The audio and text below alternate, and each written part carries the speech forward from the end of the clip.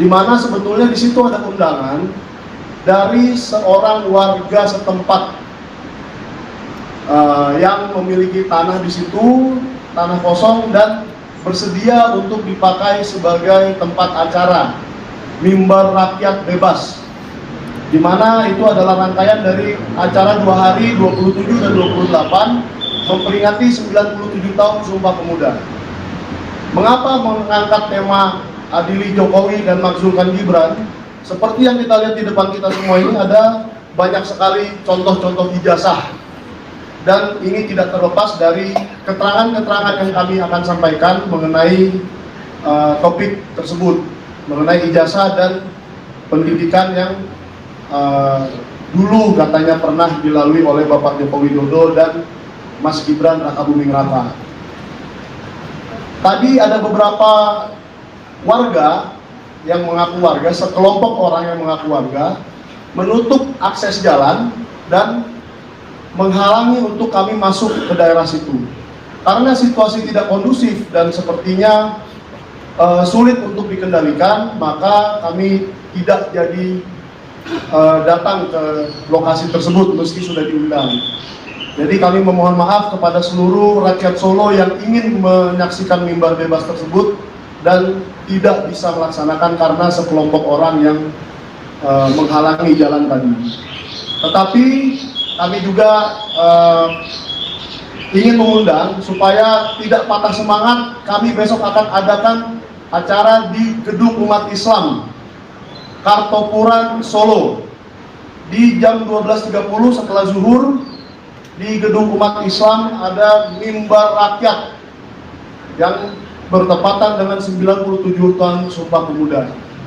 Nah, saya sekarang akan mempersilahkan kawan-kawan pembicara untuk menyampaikan sisi-sisi dari mereka. Yang ada beberapa tadi di antara mereka seperti Mbak Wuri dan Mas Bangun, Bang Ade yang sudah ke lokasi acara dan melihat sendiri seperti apa sekelompok orang tadi yang menghalangi jalan masuk. Mas Roy, Assalamualaikum. Ya. Oke. Waalaikumsalam warahmatullahi wabarakatuh, Mas. Yang jelas tadi di press conference Mas Roy ada itu, jadi tidak bisa menghindar lagi. Iya, benar. Tapi kayaknya masih yang ada RRT, RR doang ya? T-nya nggak ada ya? RR doang. Oh, T-nya diganti T-nya diganti Taikel. Oh, Taikel Sinaga. RRM dong, Raden Mas. RRM, iya. ARM. Nah, kalau ARM Mbak Menu baru datang nih. RRM. Roy Rismond RRM. Michael. Iya, Roy Rismond Michael. Mas Roy, itu iya, Mas, persisnya acara tadi itu apa yang kemudian tiba-tiba dihadang-hadang itu apa? Gini. Jadi sebenarnya acaranya adalah untuk menyambut 97 tahun peringatan Sumpah Pemuda. Kan besok memang. Nah, memang sebenarnya acara intinya tuh besok. Cuman karena kebetulan saya tidak bisa besok. Saya besok harus balik lagi ke Jakarta. Bentar lagi saya balik ke Jakarta ini. Karena besok tuh saya menjadi ahli di KIP, Mas, di Komisi Informasi Pusat. Ya, saya bersama Halo, Mas Roy. Ya, akhirnya diadain acara tadi itu, gitu loh. Nah, tapi juga kebetulan memang ada salah seorang aktivis di Solo, namanya lucu nih. Ini sebenarnya lucu nih. Jadi penggagasnya namanya Mulyono. Ya. Mulyono. Jadi Pak Mulyono itu adalah aktivis di Solo. Dia punya memang dia yang punya lahan. Mulyono itu yang ada lagunya ya. Mulyono, engkau dalam segala masalah. Dan ditolak oleh orang namanya Joko. Jadi ini lucu juga ini. Jadi Mulyono ditolak Joko. Gitu. Nah, jadi kami itu diundang Mulyono, tapi makanya karena dia sudah menyediakan tempat, menyediakan panggung, udah ada siap panggung dan tempatnya sudah siap, dan itu di rumah dia. Di rumahnya Mulyono itu, gitu loh. Cuman memang lokasinya tidak terlalu strategis memang sebenarnya. Saya juga kaget lihat lokasinya kok agak masuk ke di dalam perumahan gitu loh. Nah, ternyata saya nggak tahu mungkin konfliknya entah mulai kapan. Mungkin Mulyono ini memang sudah ada konflik dengan orang namanya Joko. Ini lucu juga ini. Mulyono ditolak Joko. Luar biasa. tapi bukan Joko Widodo, Joko Sasono namanya. Oke. Nah, jadi ketika menuju ke sana, Joko Sasono ini termul ini. Jadi dia karena dia tuh ada jabatannya itu penggerak desa. Gitu dia penggerak desa, dia mengerahkan orang-orang untuk menutup akses jalan menuju ke desa tersebut. Gitu. Okay. Nah, jadi desa apa Mas? Desa apa? Desanya namanya Sawahan, gitu ya, Sawahan. Okay. Di kabupaten atau kota? Boyolali. Di Boyolali ya? Di Boyolali. Tepatnya nanti saya catatan. Tapi artinya tempatnya di Boyolali, ya agak sedikit keluar dari Solo, sedikit keluar tol ya. Tol Solo itu kemudian keluar dikit masuk ke sana. Karena nggak bisa masuk ya gitu. Saya sih mikir cerdas saja, kita nggak mau jadi udahlah kita geser aja. Toh tujuannya sebenarnya kita hanya mau press conference untuk acara besok gitu loh. Press conference-nya akhirnya di mana? Press conference-nya akhirnya hanya beberapa ratus meter dari rumah Jokowi yang baru. Yang di Colomadu. Colomadu justru khusus bongkar data-data dari rumah Jokowi yang baru itu, gitu loh. Ini belum banyak yang tahu nih masalahnya. Jadi artinya ini harus yang dibongkar. Nah, jadi yang pertama adalah sebenarnya kan sudah ada undang-undang yang memang mengatur bahwa itu ada maksimalnya. Jadi artinya undang-undang itu sudah lama ya, undang-undang tahun 78. Ya nanti persisnya saya ceritakan. Oke. Undang-undang itu sudah lama bahwa memang negara itu memang memberikan undang-undang nomor 7 tahun 78 tepatnya di pasal 8. Gitu. Kalau tadi rumahnya Joko Sasono tadi itu di Kampung Karangmojo, Desa Sawahan, Ngemplak, Boyolali. Supaya clear ya gitu ya. Jadi di Karangmojo sama Ngemplak. Nah, kemudian tadi saya justru membuka data itu. Jadi ini penting nih Mas, ini menarik ini malah. Jadi supaya nanti dikembangin oleh ahli-ahli tata negara, Kepmas, ahli-ahli hukum, ahli-ahli yang lainnya. Jadi rumah Jokowi di Colomadu itu sebenarnya memang ada aturannya, Undang-Undang nomor 7 tahun 78, tepatnya di pasal 8. Nah, ini mungkin yang belum banyak tahu. Negara itu tidak hanya membiayai tanah, tapi negara itu membiayai bangunan, seluruh perangkat serta isinya, bahkan mobil plus supirnya itu dibiayai oleh negara. Oke. Iya. Nah, ini ada aturannya dalam keputusan Presiden Kepres 81 tahun 2004, maksimal nilainya adalah 20 miliar, Mas. Nah, tanah dan bangunan ya? Iya, makanya dulu kayak Pak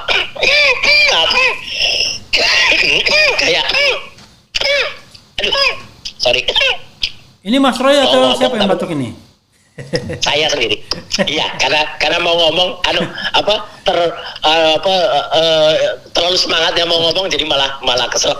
Jadi bahkan dulu Bung Karno, kemudian Pak Harto, Gus Dur sampai Bu Mega itu pun daripada kemudian waktu itu kan di Jakarta uang senilai segitu mungkin nggak mungkin beli tanah gitu kan di Jakarta sama perangkatnya, akhirnya menerima tunai Mas. Dan itu diberikan tunai untuk Bung Karno, Pak Harto diberikan tunai juga, kemudian Gus Dur diberikan tunai untuk yang di Ciganjur, kemudian juga Megawati untuk nambahin yang di Tengkumar itu renovasi itu akhirnya tunai. Kalau Pak SBY memang diwujudkan dalam rumah di Kuningan, gitu di waktu itu yang ada di mepet dengan kedutaan. Tapi kan luasnya sesuai dengan maksimal 1.500 meter yang ada di situ, gitu loh.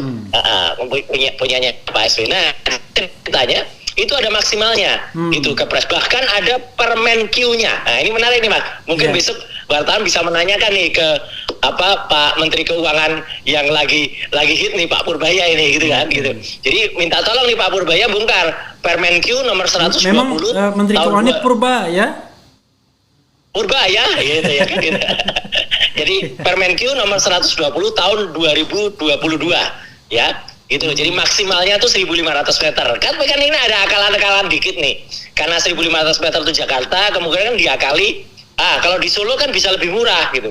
Ternyata Mas, yang ada di Solo itu kan luasnya 12.000 meter, Mas. 1,2 Jadi hektar. 1,2 hektar kan? Ya. Iya, 1,2 hektar. Harga tanahnya kalau kemudian dikalikan dengan 12.000 meter, itu totalnya 200 miliar, Mas. Itu tanahnya doang. Gitu loh. Itu kalau Jadi 15 negara juta. Lah iya, kalau lebih, ya toh? Kalau Oke. lebih berapa, ya toh? Oke. Makanya, jadi dari sisi harga tanahnya saja sudah 10 kali lipat dari pagu yang ada, gitu loh. Kemudian belum nanti isinya, belum nanti kalau bayangan saya, Mas, rumah itu pasti besok-besoknya itu akan sangat menjijikkan. Maaf saya dengan kata begitu. Karena pasti akan digunakan ya untuk rapat-rapat termul, Mas. Iya. Menerima termul datang, rombongan datang. Masuk rapat partai juga ya. Ya makanya makan minum di situ kan susah kan ngitung itu biaya negara atau tidak, ya kan gitu. Dan ketika pembangunan itu sebenarnya banyak warga Solo yang sebenarnya agak kurang senang karena ternyata kontraktor dan pekerja-pekerja intinya itu dari Bali, Mas. Jadi bukan orang Solo gitu. Iya. Itu PT Tunas Jaya Sanur yang ngerjain. Nah, jadi sebenarnya Solo pun juga apa ya? Ngapain sih kenapa nggak menggunakan ahli atau insinyur atau PT yang dari Solo gitu. Nah, itu. Jadi tadi press conference-nya yang pertama isinya itu, ya. Kemudian yang kedua kita menceritakan tentang bagaimana mungkin belum sampai persekusi ya, tetapi kelakuan yang dilakukan oleh para termul itu di bawah korlapnya Joko Sasono tadi ya, pendamping desa tadi. Itu yang kita bahas. Kemudian kita juga bahas tadi adalah acara besok ya. Acara besok kan isinya kan 97 tahun Sumpah Pemuda. Dan itu diselenggarakan nanti di GUI. GUI itu Gedung Umat Islam di Kertopuran. Gitu. Nah, dulu pernah kita ngadakan di Kertopuran waktu itu kan gitu. Jadi di Kertopuran. Kemudian kalau besok rame ada Mas Respon, ada juga Mbak Menu yang barusan datang ini ya di ARM. Terus ada kecuali saya karena harus balik tadi. Tapi semua ada besok gitu. Termasuk juga Dr. Tifa Babang Tri. nggak hadir. Dr. Tifa pamit katanya. Katanya pamit. Tapi ada Babang Tri, ada juga Mbak kalau yang dari lokal ada Mbak siapa? Baret, Mbak siapa itu?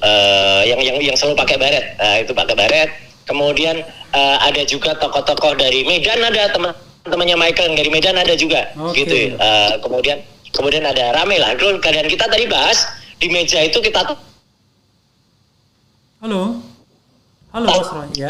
Jadi ijazahnya Jokowi kita taruh di meja tadi, gitu. Foto-foto ijazah yang kita dapat dari KPU. Jadi diperbesar ya kayaknya tadi. Ya, diperbesar. Kemudian kan besok itu juga kebetulan kan ada sidang Citizen Lawsuit kan? Iya.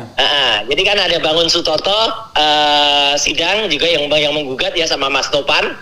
Besok itu jadi pagi itu teman-teman ngikutin sidang jam 10, terus siangnya jam 12:30 baru acara yang ada di Gedung Umat Islam itu. Itu jadi tadi isinya press conference soal itu, Mas.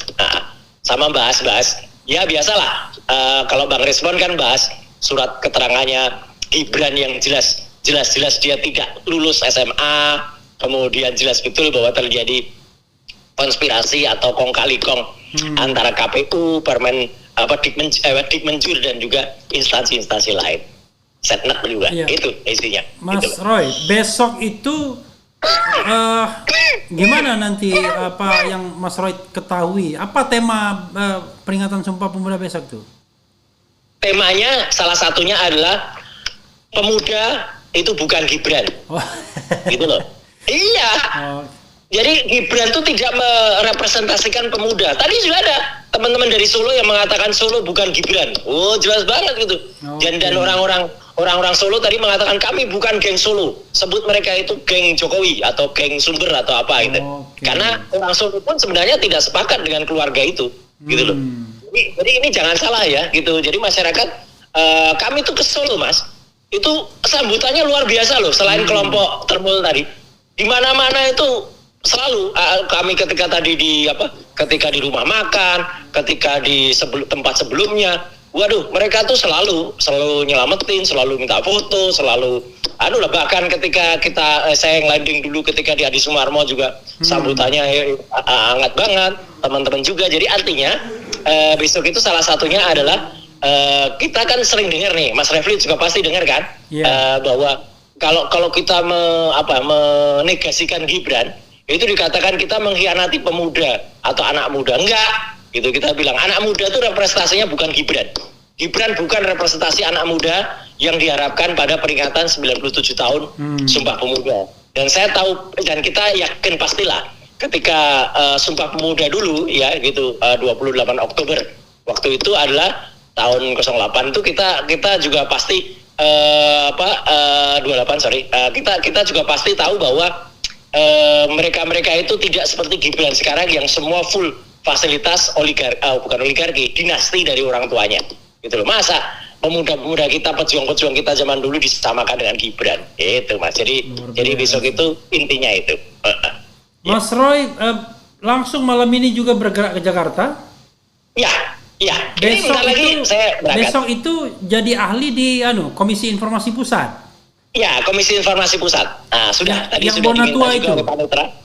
Kenapa? Yang Bonatua. Melawan Okay. KPU. Ya, jadi, karena saya juga pernah sudah jadi ahli di mediasi KIP. gagal berarti. Mediasi gagal. Jadi besok mendengarkan keterangan dari ahli. Jadi saya karena dulu termasuk tim yang merumuskan undang-undang KIP ya, keterbukaan informasi publik nomor 14 tahun 2008, maka saya diminta besok itu. Iya. Satu lagi kalau nggak salah siapa? Si itu ya? Yulianto. Ya, betul. Satu lagi Pak Yulianto yang dulu pernah menjadi anggota KIP di masa awal gitu. Jadi KIP di masa awal tahun awal KIP DKI. Beliau kan pernah anggota Komisi Informasi DKI. Pak Yulianto. Besok jadi kami lagi berdua. dicari-cari Andrinov dia. Yang dicari dia bukan Mas Refli. Iya. Kalau saya kan cuma fasilitator ya kan. Apanya, ya kan? Kalau nggak setuju ya silakan hak jawab kan. Makanya. Dan memang benar kan gitu. Saya juga pernah sih ngobrol waktu itu ada seminar tentang IKN ya, waktu itu saya agak debat dikit sih dengan Mas Andri Raffi, ya nggak apa-apa lah. Kalau itu sih debat di seminar bagus, tapi jangan kemudian main ancam gitu, nggak bagus itu. Gitu. Jadi kalau dia bersedia gitu. ya sih, kan kalau saya kan hak jawab itu dua, datang ke tempat saya atau dia bikin podcast sendiri atau bikin segmen sendiri, ya udah selesai dia kan. Atau seminar kayak saya dulu. Iya. Atau seminar kayak saya dulu. Jadi kita berseminar, kita adu data. Saya waktu itu bilang kalau IKN itu sebenarnya dalam memutuskannya di DPR itu sebenarnya kalah-kalah. Karena kan itu hanya diputuskan oleh tidak kurang dari 80 anggota DPR. Masa sih 575 anggota Dewan hanya fisik yang datang 80, katanya online. Tapi kan kita tahu lah, anggota DPR yang online itu kan yang hidupin kan staf ahlinya atau asistennya. Online belum tentu ada orangnya kok. Dan saya waktu itu mau minta, kalau boleh, kalau bisa minta print out atau screenshot ketika itu ada. Mereka ada nggak? Wajahnya muncul nggak pada satu, iya kan? Kan kadang-kadang cuma nama-nama doang, nama-nama kalau online lah. Kalau online kayak gitu dihitung kan, berarti kan undang-undang IKN itu tidak diputus secara quorum. Itu harusnya batal demi hukum. Oke, Gitu, Mas. Mas Roy, ada satu lagi apa-apa yang mau disampaikan Mas Roy besok sebagai ahli? Kalau besok itu ya artinya memang undang-undang KIP itu jelas-jelas betul itu mengharuskan bahwa KPU itu harus sudah menyimpan. Kalau dia sudah jadi itu ada di undang-undang kearsipan, tapi kalau di undang-undang KIP itu bahwa itu harus terbuka. Jadi Andri itu harus sudah menerima data dari KPU dan KPU harus sudah memberikannya kepada Andri. Nah, itu kan dasarnya kan ada itu termasuk yang dikecualikan di pasal 17. Ini Andri itu Andri Kurniawan itu gimana? Bukan Andri, Arsip Nasional Republik Indonesia. Andri. Bercanda aja ini, Mas Refli. Kalau Andri Kurniawan tuh ulama waktu yang kita temui di Malang. Iya, lain lagi gitu. Tadi ada ulama juga tadi. Tadi waktu kita press conference ada ulama juga tadi, ya kan? Ada ustadz juga. Tapi tidak ada kekerasan ya, tidak ada ya? Belum. Kita gini, Mas. Kita tahu kalau kita misalnya ya, meskipun kita punya hak, tadi kan Pak Andika sebagai lawyer kan sebenarnya juga bilang, Mas, kita jamin ini kebebasan berpendapat. Toh juga itu yang dulu situ. Yeah. Jadi daripada rame, saya bilang, udah malah kalau di situ mungkin oke nanti wartawan nggak banyak datang, ya mendingan kita di rumah makan aja. Kalau di rumah makan kan wartawan pasti datang, gitu loh. Ya kan ramai juga dan ada di Jalan Colomadu pasti meriah lah gitu. Sayangnya tadi hujan. Kalau nggak hujan kita rencananya tadi habis press conference kita mau ke nengok-nengok rumah baru itu. Sayangnya tadi hujan, jadi ya udahlah. Jangan hujan buatan, jangan ya. Hujan buatan. Jalan kan lucu aja itu lewat depannya sambil lihat-lihat. Estimasi berapa orang nanti hadir rencananya untuk besok itu jauh lebih banyak dari tadi. Kalau tadi pengajuan izinnya sih sekitar 200-an orang, Mas. Gitu. Karena kan ada panggung nanti, ada mimbar bebas. I see. Ada mimbar bebas. Oh, sayang juga kemudian sana ya sebenarnya. Iya bagus, Mas, sebenarnya. Iya. Tadi ya lah kalau misalnya Mas ngutus teman saya masih cukup juga waktunya. Jam berapa? Pakai Kenapa, Mas? Besok jam berapa besok tuh acaranya? Besok siang 1:30. Oh, oke. Bisa acaranya 1:30. Dengan kereta pagi malam kan? mestinya dengan kereta malam. Pulang sendiri. Kereta pagi aja nyampe kok. Iya. Iya, emang berapa jam gitu, ya kan? Solo Jogja kalau pakai kereta? Solo 7 jam, Mas. 7 jam, Mas. 7 jam ya? 7 kalau yang kelas-kelas kayak Argolaut, Taksaka gitu 7 jam. Kalau yang agak-agak lama dikit ya 8 jam. Ya 8 jam agak telat lah kalau 8 jam. Oh. Ekonomi aja ada yang cepet sekarang, ya kan? Gitu. Ada yang berangkat pagi itu subuh itu nyampe jam 12 di Solo. Mas Roy. Jadi, ya. Terakhir ya. Itu kan beberapa waktu yang lalu ada berita itu. Menyebut-nyebut nama Mas Roy kalau nggak salah. Oh iya, yang mengatakan apa Damanik ya? Mas Roy aja. Mas Roy aja itu ya kan. Iya. Itu aneh loh itu. Katanya itu aneh. Mereka diperlihatkan ijazah asli. Loh katanya lagi kan ijazahnya di Bareskrim atau di polisi. Makanya itu ada banyak keanehan. Yang pertama, sebenarnya dari mereka itu udah nggak kompak. Ketika Freddy Damanik ya sebagai wakil ketua Projo mengatakan sudah itu kalau tanya ijazah tanya Mas Roy aja. Ya berarti mereka percaya saya dong. Kalau percaya saya langsung saya bilang palsu gitu kan. Tapi ya udahlah, mungkin itu slip of tongue kan gitu. Okay. Dulu kan Freddy Damanik juga pernah slip of tongue ketika di acara di Kompas waktu itu bilang, jadi ijazah palsu Jokowi itu udah terbukti palsu. Dia kan pernah juga gitu. Dia cerita gini. Ya, tapi kemarin itu kalau saya sangat yakin, itu maaf ya, saya harus bilang itu terindikasi kuat itu bohong.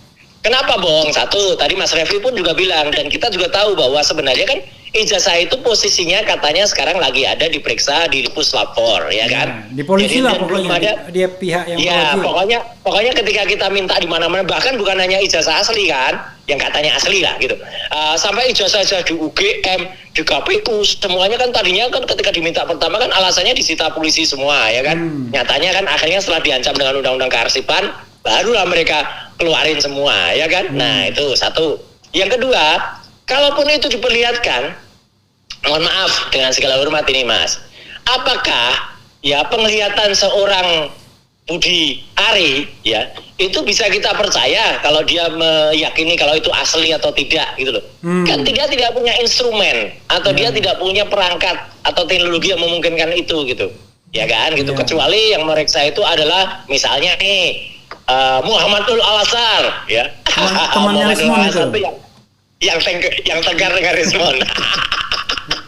Nah, misalnya itu oke lah, mungkin orang berpikir, nah sekarang malah kayak Budi Ari. Kita udah tahu pastilah.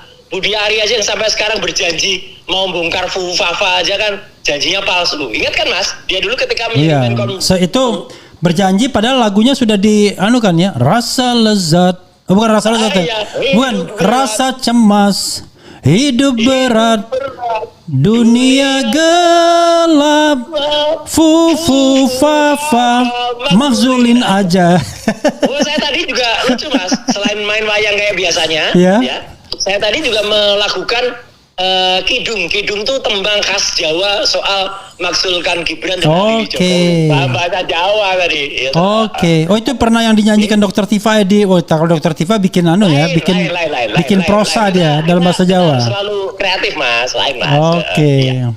Luar biasa. Intinya, kemarin tuh lucu-lucuan aja kalau para termul itu ya Budi Ari, kemudian juga Freddy Damanik. Siapa lagi tuh ya yang kemudian bilang kalau dia diperlihatkan ijazah itu ya ketawain aja tuh lagi main Sri Mulat Mas. Sri Mulat aja kalau lucu itu. Nah, tapi apa ya? Kok bisa dia kemudian slip of tongue mengatakan dia diperlihatkan ijazahnya, ada ijazah aslinya. Makanya itu. Kok bisa gitu? Kan Maksudnya tega banget tuh bohongnya. Makanya kan makin membuat orang tidak percaya kalau Iya. itu terus. Semua orang malah justru Kita kan pasti percaya polisi mengatakan sudah menyitanya, sudah. Iya. Iya kan? Tadi tuh Halo? yang Iya. tanda-tanda soal itu ya saya bilang ya udah, saya nggak perlu bilang aja, saya senyum aja, masyarakat sudah makin mengerti lah gitu. Kan makin lucu lagi, apalagi si Mas Freddy Damani bilang udahlah tanya Roy Suryo aja. Ya udah, kalau tanya saya udah pastilah 99,9% palsu. Udah. Saya klarifikasi 99,9 atau 99,99?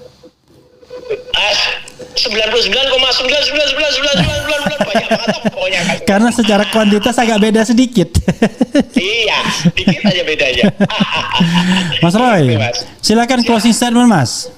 Oke, mumpung saya juga sebentar lagi take off nih.